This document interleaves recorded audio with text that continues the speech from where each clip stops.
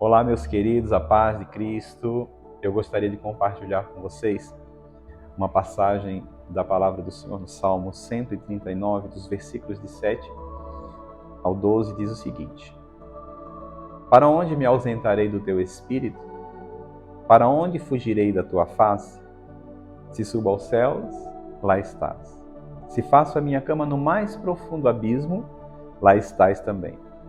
Se tomo as asas da alvorada e me detenho nos confins dos mares, ainda lá me haverá de guiar a tua mão e a tua destra me susterá. Se digo, as trevas com efeito me encobrirão e a luz ao redor de mim se fará noite, até as próprias trevas não te serão escuras. As trevas e a luz são a mesma coisa. Amados, ao que tudo indica, esconder-se de Deus tornou-se uma necessidade existencial como consequência da queda do homem, porque não era assim, né? No princípio, Deus criou o homem, criou a natureza, criou todas as coisas, e a palavra do Senhor diz que quando Deus viu tudo que ele tinha criado, a expressão de Deus é que era muito bom. Então tudo estava em plena harmonia. O homem não tinha necessidade de se esconder de Deus. Ele tinha uma vida transparente, né? Vivida na luz da sua própria consciência, né? De não haver transgredido nenhum dos mandamentos do Senhor. Então, ele tinha a plenitude da existência humana, ou seja, vivendo tudo que Deus tinha idealizado para o homem. Mas nós sabemos que a queda mudou e trouxe uma nova realidade, né? Uma desconexão entre o homem e o seu Criador. Em Gênesis, no capítulo 3, versículo 8, diz que naquele dia, quando soprava a brisa vespertina, o homem e sua mulher ouviram o som da movimentação de Deus, que estava passeando pelo jardim, e procuraram esconder-se da presença do Senhor entre as árvores do jardim. Então fala daquele momento que era o ápice, né? O clímax da vida do homem, porque era aquele momento do encontro, né? A palavra de Deus diz que naquele dia, quando soprava a brisa vespertina, né? Aquele final de tarde, né? No momento da viração do dia, onde Deus ele se aproximava do jardim e ele mantinha a relação com o homem, né? Então, uma comunhão. E quando Deus se aproxima após a queda, a palavra do Senhor diz que o homem e sua esposa, eles procuraram se esconder da presença do Senhor. Essa foi a primeira experiência, né? Após a queda, o desejo, a necessidade de se esconder da presença do seu Criador. Então nós podemos notar que nos sucessivos relatos bíblicos, o homem procura se esconder de Deus, e esconder-se de Deus se tornou um legado de iniquidades e pecados às gerações futuras, ou seja, a próxima geração, né? Os filhos já de Adão e Eva, o próprio Caim, já tem uma experiência de desobediência e uma necessidade interna de se esconder do seu Criador. Gênesis, no capítulo 4, versículo 14, diz assim: Eis que hoje me lanças da face da terra, também da tua presença ficarei escondido e serei fugitivo e vagabundo na terra. Olha só que expressão, amados, porque Caim, ele trouxe uma oferta que não agradou a Deus, ao passo que seu irmão Abel trouxe uma oferta da qual Deus se agradou e Deus recebeu a oferta. Mas Deus não rejeitou Caim, ele rejeitou a sua oferta. Só que ele se ressentiu contra Deus, se ressentiu contra o irmão e decidiu tirar a vida do próprio irmão. Deus até tentou impedi-lo. Ele diz: o pecado está à porta, né? Ele bate na porta e o seu mal será contra ti, mas cumpre a ti dominá-lo. No entanto, Caim não domina sobre esse impulso, e ele vai tirar a vida do próprio irmão, e ele declara que a partir daquele momento ele ficaria escondido de Deus e ele seria um fugitivo. Então, a partir disso, Caim ele constrói uma civilização. Ele parte dali, vai constrói uma civilização, um esconderijo para todos os que fogem da presença de Deus, ou seja, ele dá início àquilo que nós chamamos de mundo, aquela estrutura que se torna um esconderijo, né, de Deus, um esconderijo do pecado. Então, de Gênesis a Apocalipse, nós encontramos diversos registros dessa fuga. Mas de onde vem essa necessidade? Qual é o âmago desse desejo aparentemente infundado, né? Porque o homem deseja e precisa fugir do seu Criador. Primeiro ponto que eu quero abordar aqui é a impossibilidade de ausentar-se da presença de Deus. O salmista Davi, ao se perguntar sobre onde ele poderia se esconder da presença e da face de Deus, ele aborda os trilhos da existência humana com todos os seus altos e baixos que são tão conhecidos nossos, né? Então ele diz o seguinte, no versículo 8 desse capítulo 139 do Salmo 139, ele diz assim: se subo aos céus, lá estás. Se faço a minha cama no mais profundo abismo, lá estás também. Ou seja, se subo aos céus, tu lá estás.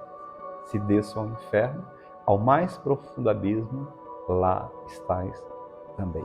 Amados, não tem como fugir da presença de Deus. Todos experimentamos o céu e o inferno em nossa trajetória humana. Contudo, nada está oculto diante da onisciência e da onipresença divina.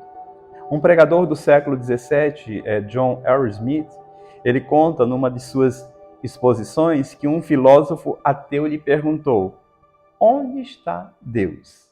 E ele respondeu: primeiro me diga onde não está. Deus está em todos os lugares, em todas as partes, amados. Não tem como se esconder da presença, do conhecimento, da luz, da glória de Deus. Não há como fugir desta realidade. Existem dois esconderijos existenciais.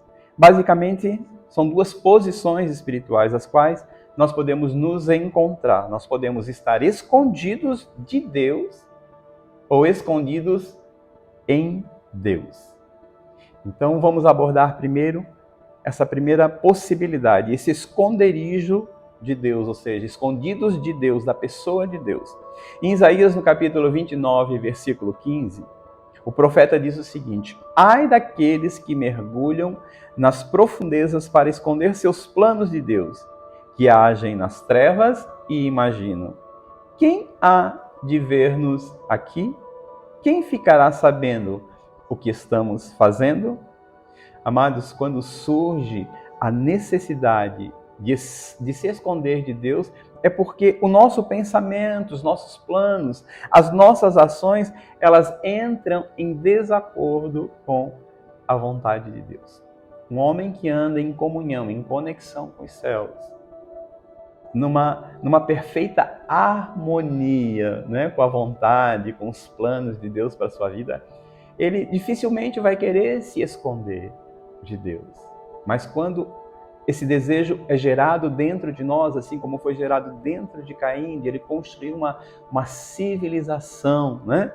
Um lugar em que ele pudesse se esconder de Deus, é porque o coração dele estava desconectado, né, com o coração de Deus, com a vontade de Deus, com os planos de Deus, com o propósito de Deus para a sua vida. Então, o profeta Jonas, quando os seus ideais de justiça foram confrontados pela graça de Deus, ele decidiu tomar um navio para Tarse, e a palavra de Deus diz para fugir da presença do Senhor. Deus havia chamado Jonas para profetizar sobre Nínive, né? uma nação, a capital da Síria, um povo cruel, e Deus, na verdade, queria que eles se convertessem. Deus queria revelar e exercitar a sua graça a favor, né, daquele povo. Mas Jonas, ele queria, né, por uma questão pessoal, um senso de justiça própria, né, porque era um povo que oprimia o seu próprio povo, então ele queria vingança, né? Ele não queria que Deus revelasse graça.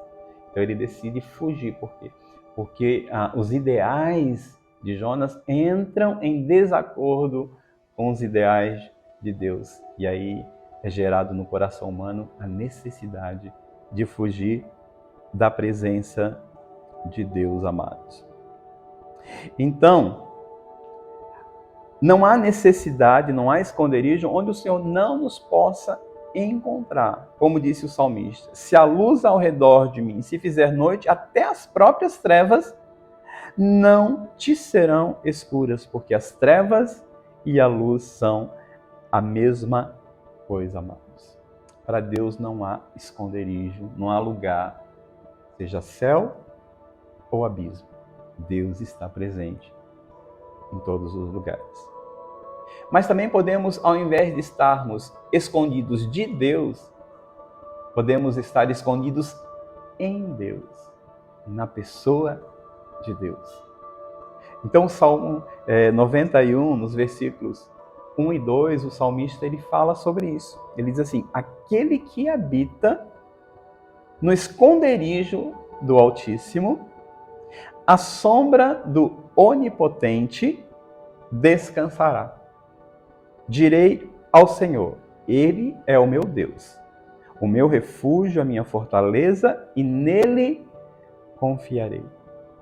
Aqui fala de um esconderijo em Deus, que aquele que habita, né, faz de Deus o seu esconderijo, o Altíssimo, o El Elyon, a sombra do Deus Todo-Poderoso, do El Shaddai, ele descansa. Ele diz ao Senhor Yahvé, Ele é o meu Deus, o meu Elohim, o meu refúgio, a minha fortaleza, e nele confiarei.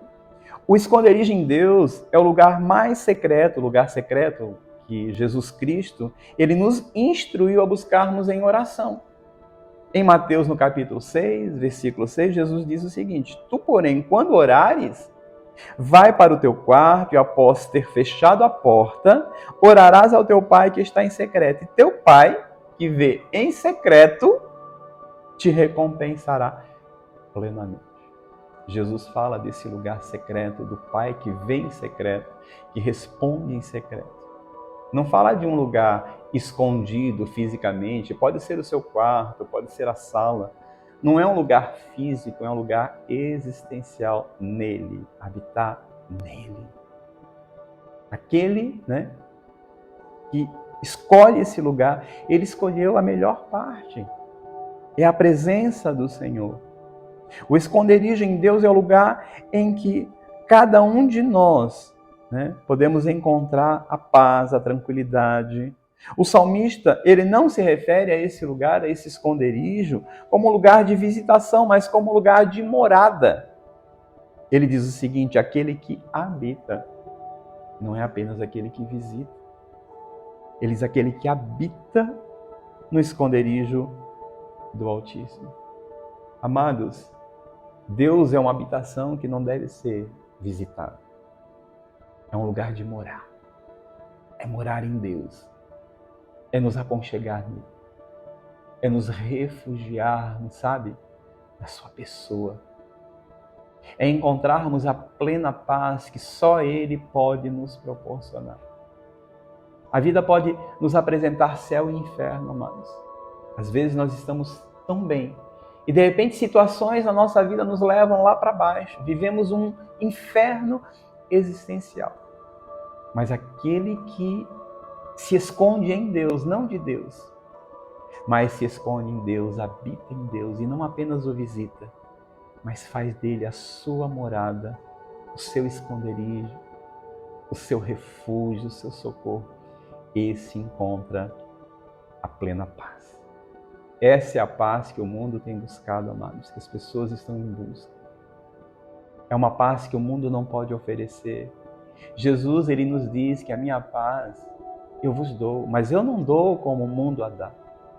A paz que eu vos dou é a paz que excede todo entendimento. Ela vai além da compreensão. Que é aquela paz que você olha e as circunstâncias não são favoráveis. Você até pensa, não tenho talvez nem motivos para estar alegre, nem confiante.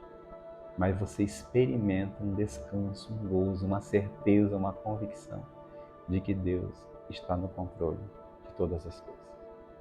Que você receba essa palavra no seu coração e que você desfrute desse lugar e que você more nesta habitação, o Deus Altíssimo. Que Deus te abençoe.